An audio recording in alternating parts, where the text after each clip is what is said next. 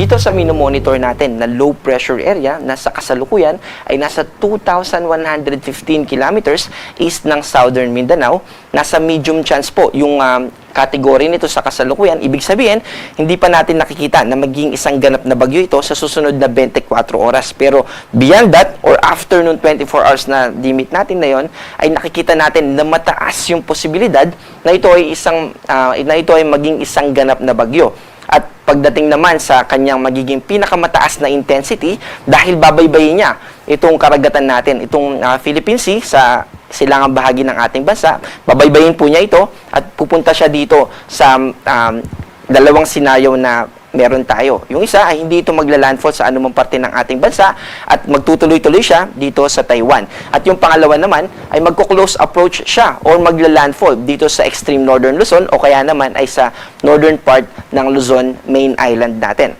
So kapag paglapit nito dito sa ating karagatan hanggang sa mag-cross ito, nakikita natin na yung pinakamataas na intensity na pwede nitong maabot ay severe tropical storm. Ibig sabihin nito ay yung tropical cyclone wind signal natin na pwedeng itaas, mainly dito sa extreme northern Luzon, ay maaaring umabot ng signal number 3.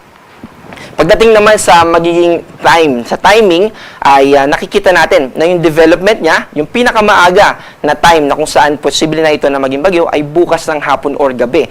O di kaya naman ay sa Miyerkules. At habang binabaybay niya yung northwestward na movement, by Thursday or Friday, papasok na ito ng Philippine Area of Responsibility. At dahil ganap na ito na bagyo, bago pumasok ito ng Philippine Area of Responsibility, pagpasok niya ay bibigyan natin ito ng local name na kakatapos lang po natin ng Kedan. So, nasa Paulo din and then nasa letter R. R na po tayo. So, ang susunod na name natin ay si Ramil.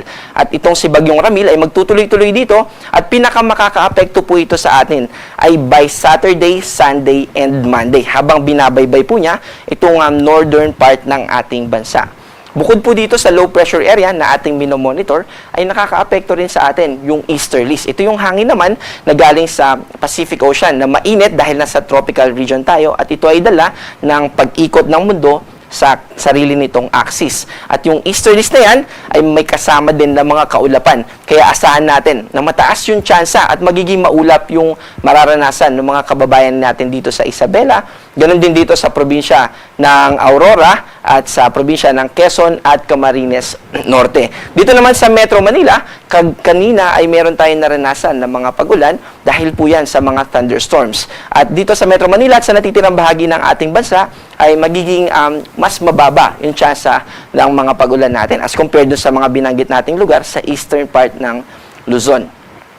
At dahil po binanggit natin yung thunderstorm kanina na nakakaapekto sa Metro Manila, actually meron po tayong nakataas na nilabas natin kaninang 3:27 PM. So yung ilang bahagi ng Metro Manila ay nakakaranas sa kasalukuyan ng mga thunderstorm. Ganun din sa ilang bahagi ng Cavite, Batangas at Quezon. Ito po yung mga nakakulay violet dito sa ating map.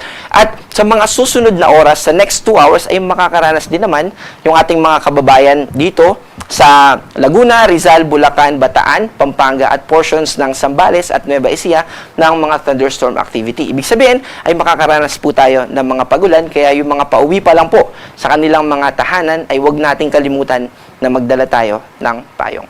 Para naman sa ating magiging lagay ng panahon, bukas, malaking bahagi pa rin ng ating ng Luzon ay makakaranas ng mababang tsansa ng mga pag-ulan except dito sa probinsya ng Aurora at Quezon dahil magpapatuloy yung mga kaulapan na dala nitong easterlies. Agwat naman ng temperatura dito sa Metro Manila ay 25 to 32, dito sa Tagaytay ay 22 to 29 at sa Legazpi naman ay 24 to 31. Dito sa Palawan, as part of Luzon, at ganoon din naman dito sa buong Visayas at Mindanao, patuloy tayo makakaranas ng partly cloudy to cloudy skies. Ibig sabihin, mababa yung tsansa ng mga pagulan, pero posible yung mga localized thunderstorms. Yung mga localized thunderstorm na yan po yung mga panandaliang pagulan for a specific area lamang. At bakit nga po ba mas madalas na nangyayari itong localized thunderstorm sa hapon o early evening? Kasi po during daytime ay doon tayo nagkakaroon ng pag-init ng kalupaan natin dahil nasisinagan ng araw at nagkakaroon tayo ng updraft or yung paggalaw ng hangin papunta sa upper part ng atmosphere.